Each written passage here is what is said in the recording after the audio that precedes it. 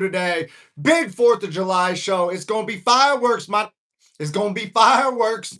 It's going to be fireworks, man. Let's freak it. How did he stand like this? How do you stand like that? All right. We have a big show. We're going to discuss America's future in the UFC. What's next for each and every UFC champion and what Americans are going to hold the title moving forward in the very near future. Also, maybe we'll even get into who's going to be champ by this time, 2027. Let's freaking go. It's America's birthday. I'm rocking the Clearwater, Florida American shirt. If you can see it on stream, this is blue, this is red and white. You know what I mean? You know what I'm saying? It's America's birthday, guys. 250 years. Freedom. Let's freaking go. My name is King David MMA. I'm a Brazilian Jiu-Jitsu black belt, a professional MMA champion. I coach at Extreme Couture, and I'm on the pro team there. So I have a little bit of inside information as to a lot of these fighters. We're going to get into all that. And also, before we start, real quick, make sure you send your coach to StudioMillions.com. Studio Millions will get them right. It'll pack their gym full of students who stay, pay, and refer. How do I know? Because it's the exact system we used to go from $2 million. From essentially nothing to $2 million in 18 months. And we'd love to do it for your coach as well. So they will love you for it. You'll change their lives. And, if they change yours, maybe you change theirs. And maybe you guys can like really vibe out. All right. Make sure you tap the like if you like this video. Make sure you share it on all platforms, because we're trying to run the algo up. Apparently, that's important. And if you want to hop on the lives when I go live, you got to be subscribed and you got to have notifications set to all because I go live at all different times, but I go live every day except Sunday. On Sundays, we drop videos. All right, guys, that's how we do it around here. 7 days of content every single day. Let's freaking go. We got John Dong in the chat. What's up? He's got the wavy hand emoji. I'm going to take a sip of this. You guys didn't think I was going to go live on 4th of July? You thought? Yep, we're free. We're free people. It's Independence Day. As independent thinkers, we have the freedom to do what we want. And I want to go live. I want to be here with you guys. So we're going to get right into it right now. Right off the top, let's talk Sean Strickland. Will Sean Strickland be the champ moving forward? So Sean is in a very interesting situation. He's in the most interesting situation out of anybody because he has won the hearts and the minds of the American people. He has more fans and more American fans than anybody. But there's a problem.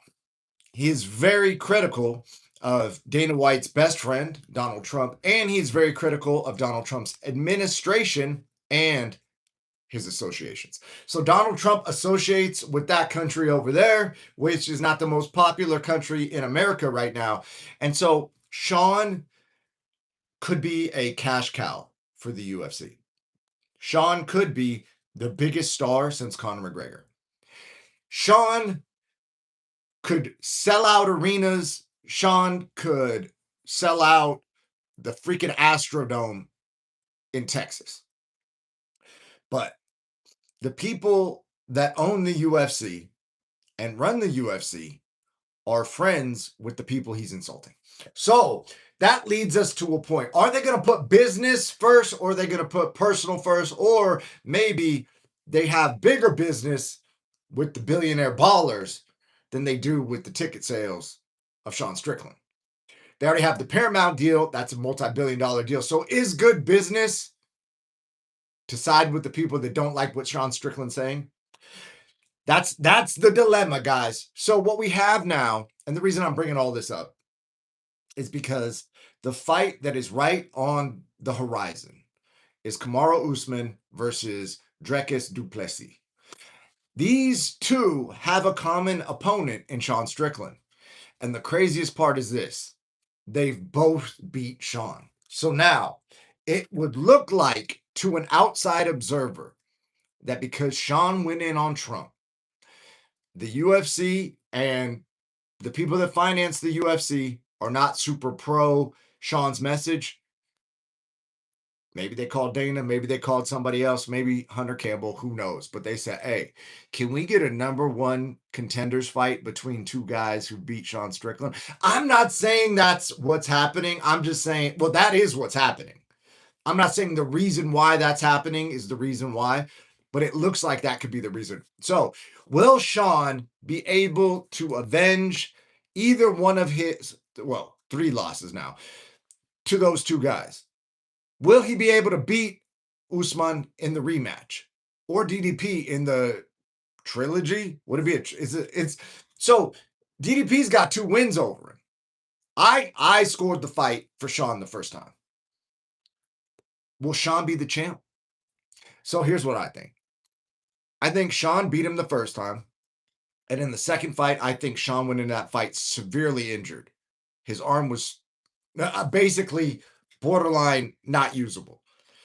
So when people were like, oh, Duplessis figured out Strickland, Strickland was hyper injured. And had he listened to people around, well, first of all, to my understanding, not everybody around him knew that the injury was as severe as it was. Then the people that were kind of like, hey, man, you're injured. Maybe hold off. Sean fought anyway because this sport's about opportunities. And Sean trains at Extreme Couture. So you could tell when he's injured. You just watch the sparring. You know what I mean? And then when he's healthy, I haven't really ever seen him lose rounds personally. So going into that fight with DDP, it was like a very compromised Strickland. So people thought DDP, oh man, he figured Strickland out. DDP looks better. Dude, no, bro. Sean was injured. And while DDP may have gotten some improvements, a lot of that was Sean not doing well. But here's the problem. Sean fought anyway. So we can't even make that case until they fight again. I believe Sean comes in healthy for the trilogy, smokes DDP like a barbecue brisket on the 4th of July. That's what I think. The American champ stays the American champ. Now, when we're talking Kamaru Usman, now that's a whole different situation. Kamaru Usman beat Sean Strickland when Sean was newer in his career. He wrestled him. Now, Sean has made drastic improvements in his ability to get up from bottom and survive on bottom. Like Sean is a different fighter. This is many years ago. Usman is a different fighter, but in a different way. A lot of people are saying that Usman's biggest liability is the injuries he suffered over the years that he has not fully recovered from. Essentially, he doesn't have like knees. He's got like bone on bone in his knees. So will Kamaru Usman be able to get and secure and maintain the takedown against Sean Strickland? I'm biased. I say no. Sean Strickland smokes him like a brisket as well. You know what I'm saying? The 4th of July theme is strong here, but I'm being serious. I really do believe Sean wins both those fights. I believe that the UFC probably is concerned about Sean Strickland's rhetoric, and they probably, even though they would like a champion to be as popular as Strickland, they don't want that champion to be Strickland. They're probably trying to get the belt off him as fast as possible, and they're putting him in with potentially one of 2 guys who have already beat him. So I think that's kind of the plan that's underlying the Sean Strickland situation. And Sean's also beefing with Justin Gaethje. They're publicly beefing. Sean's got a lot of strong words for Gaethje, but they're both American. So Justin Gaethje just had the biggest fight in the history of fights, the most storybook ending to a career anyone would want should he end his career. But I don't think he is. So the problem with Gaethje is that you're in a situation where you have the most momentum, the most popularity, the most opportunity ever after a win at the White House. He just got a $3.5 million sponsorship. And now he's cooking with gas. He's firing on all cylinders. So what does he do? Does he let the momentum die, or does he try and fucking roll the dice one more time? It's America, baby. We take chances. So I believe Justin Gaethje will fight again. Now, how are they going to match him up? Because we got several things conflicting right now. We have Arman Tsarukyan, who on paper should be the number 1 contender. But let's be real. Arman's kind of a problem. He's headbutting people. He missed weight for a fight and said he hurt his neck, allegedly. Didn't make the title fight. That was a huge problem. UFC probably doesn't trust him. They don't want to put the belt on him. They don't want to have him getting injured on a kick stream and whatever, right? he's not their first choice, but he's probably the most on paper likely person that should fight for the belt. Now, that's a bad matchup for Justin, but whatever, right? Justin can get a bag. And I guess in the world we're living in, there's nothing more important than a bag. Okay, but I believe legacy and like riding out on top and just leaving the country, leaving the world with that memory. And everywhere he goes, that's how he'll be remembered. Like the vibe and the energy and the wave that he's gonna have off that, he'll just be riding the wave. So I would like to see Justin Gaethje retire on top.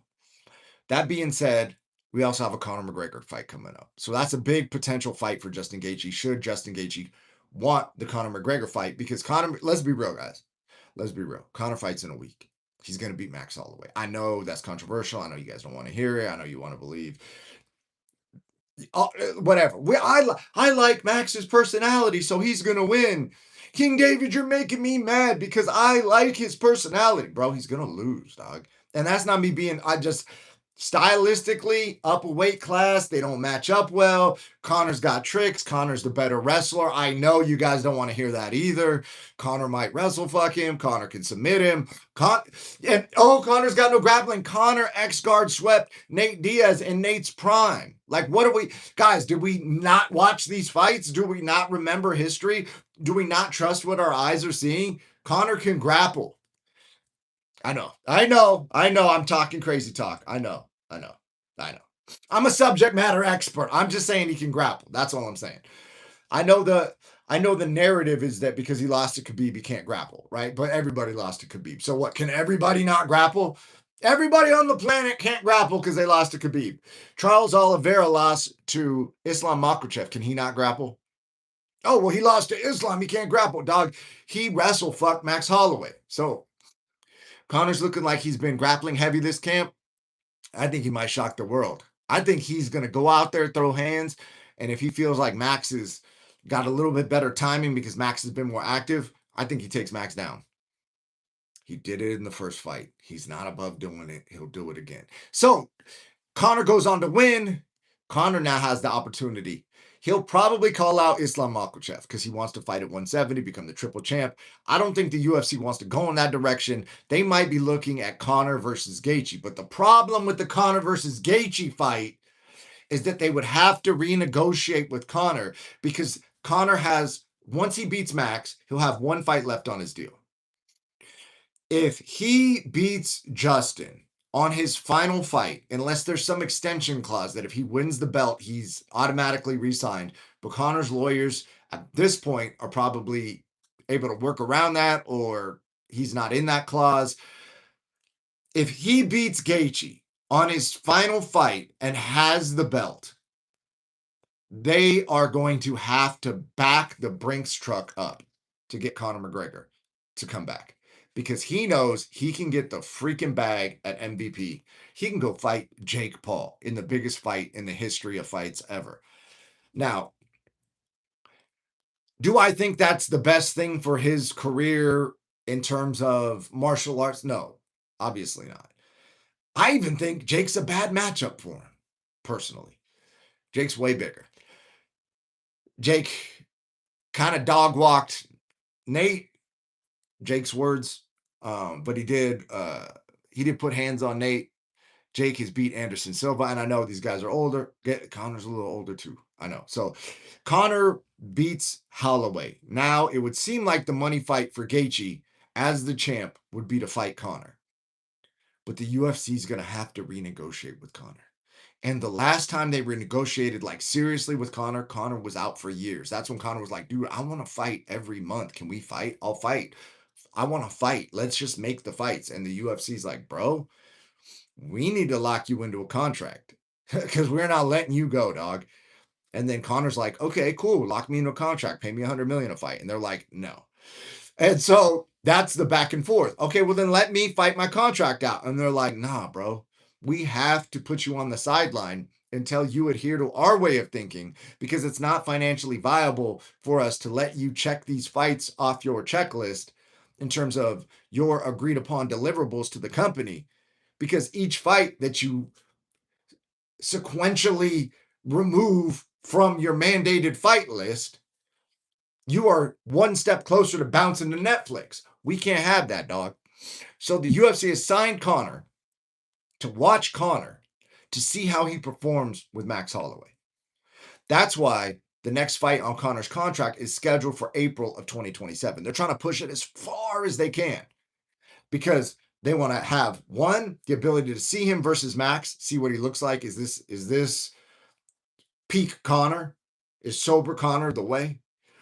And then if he is or he isn't, now they're going to be able to negotiate, but they're giving themselves time. So I would expect if Conor and the UFC can come to terms on some big ass 10-fight deal where he's locked in forever, you'll see Conor McGregor fight sooner rather than later, probably against Justin Gaethje. And if Conor and the UFC cannot come to terms, then we're going to see a Mike Chandler situation where Justin Gaethje is maybe waiting for the money fight, and the money fight might not ever come. All right. So I would say, with that being said, Justin Gaethje bounce. Justin Gaethje bounce. But maybe not this second, right? So in your head, have it like, okay, cool. Unless Conor re-signs quickly, I'm out with the belt. If they start talking about Armin and all this shit, what is beating Armin do for his legacy? Nothing. What is losing to Armin do? It puts a stain on the end of his career when he has the highest high of all. So there's, in a lot of ways, no upside unless they pay him $15 million or something to fight Armin. Well, then it's like, okay, I know money's not everything, but fuck, man, you might have to collect the 15. All right, so then we got Kayla Harrison coming up. Women's fighting's interesting. Is she really going to fight Amanda Nunes? Is that fight going to happen? Who knows? Amanda could crack her, and what was her name? Larissa Pachenko beat Kayla Harrison back in the PFL, and I was training with Olena from Ukraine at Extreme Couture, and Olena is a very, very strong woman, and she would spar the guys. And at one point, she was there weren't many women who she could spar because she hit that hard.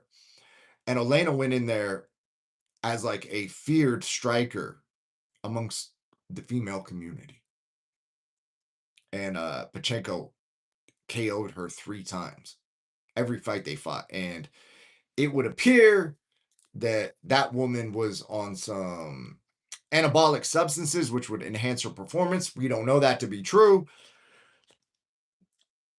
Kayla looks like she might be eating the same horse meat, which is all fine and good, right? We're adults. We should be able to discuss what actually enhances performance. But I would be interested to see Amanda Nunes versus Kayla Harrison. Obviously, I'm biased. I'm going with the American. You know what I'm saying? Hey, I said it on the before the White House card. I wanted it to be a run-up of all. That was my biggest issue with the White House card. When it first got announced, I was like, dude, are they trying to get Justin Gaethje butchered on the White House card?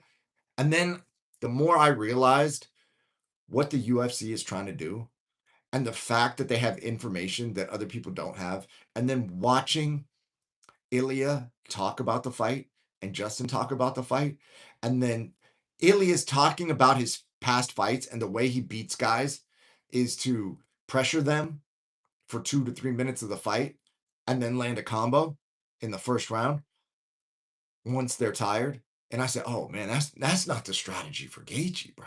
Even though it started to work, Gaethje's too durable for that. You got to get that guy out of there. So he had a great ability to hurt Gaethje, but Gaethje had a greater ability to survive.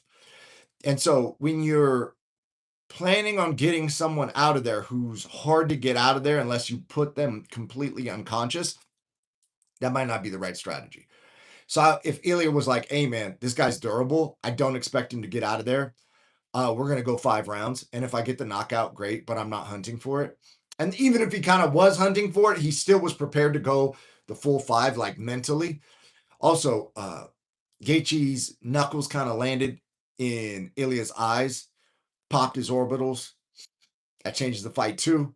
But I thought that the UFC White House card when it first got dropped, I was like, dude, we need more Americans on this card. We need more American champions. We need it just to be every single fighter from America just dominating. And fortunately, we kind of got that. We got a lot of American dubs on the card. So that turned out to be a success. And do I think Kayla Harrison will beat Amanda Nunes? Stylistically, I'd have to go back and watch them both. But just being it's the 4th of July. So if you guys don't want an American stream on the 4th of July, you can go to somebody else. Around here, we wear red, white, and blue. You know what I mean? And we say the Americans are going to win, and we attract that into the universe. That's what we do here. All right, so let me read the chat real quick before I go off on a rant. Happy birthday, America. Good to see you, bro. Yeah, man, appreciate you hopping on the 4th of July. Real one. Hey, bro, real ones recognize real ones. You know what I mean? They thought we weren't real ones. They thought we weren't going to stream and hop on the stream. They didn't think you were going to hop in the chat. They didn't think I was going live. They were wrong. They were wrong. Also, snap, we got user SY in the chat with the 3 fire emojis. Hey, appreciate the emojis. And I also think, controversial take, John Hogan in the chat. Hey, what's up? Go see some fireworks. I know we got big fireworks tonight, guys. We got big fireworks shows in Vegas tonight. I'm excited. I almost popped out to San Diego. So one of my absolute, so first of all, Clearwater, Florida is the most American city in America. Well, one, because that's where my uncle Hulk Hogan lived at, was Clearwater. Okay. You can go to Clearwater and you can go to my uncle's restaurant, Hulk Hogan themed restaurant. You know what I mean? And guess what? The portions are big because my uncle, big guy. You know what I mean? And so he's not going to skimp on the portions. When you go there and you order the chicken fingers, it's like a whole ass chicken worth of chicken. They don't play. The burger's big. You know what I mean? The food's big. They do it big, the American way. And I know what people are thinking, oh, Texas is American. No, dude, Texas actually wants to secede from the Union, right? Texas wants to be the country of Texas. So they'll even be like the Republic of Texas. Texas is very American oriented, but so much so on those kind of like, what would we call them? On those rebellious values that they want to be their own thing. So when you go to Clearwater, pop by my uncle's spot, you get big portion sizes and Hulk Hogan nostalgia. You might see him fighting Andre the Giant on one TV screen. You might see him fighting Iron Sheik on the other. No telling what you might see. They got it all around. Happy 4th. What's up? What's up? Yeah. So Clearwater's the most American city. Now, the best fireworks that I've seen personally, this is the best fireworks experience I've had, was actually in San Diego. Now you're going, dude, California doesn't seem like they would be super, at this point, super patriotic, right? Like, San Diego's different. San Diego has the highest military population out of any jurisdiction in California. So when you go down to San Diego, they have Navy SEALs, they've got military bases. They've got a whole thing in San Diego. It's very patriotic. And in a place called Ocean Beach, before the pier got wrecked from waves and such, they would light fireworks off the pier. So you could grab an inner tube or a raft or a boogie board or a surfboard, and you could go out in the water, and the fireworks are popping off overhead as they're reflecting on the water, and you're catching waves. And what's more American than that? Anyways, guys, I'm out. I'm going to go see the fireworks myself. Appreciate you. Love you guys. Make sure you have notifications set to all because I go live at random ass times, but I go live every day, 6 days a week. Let's freaking go. All right, peace.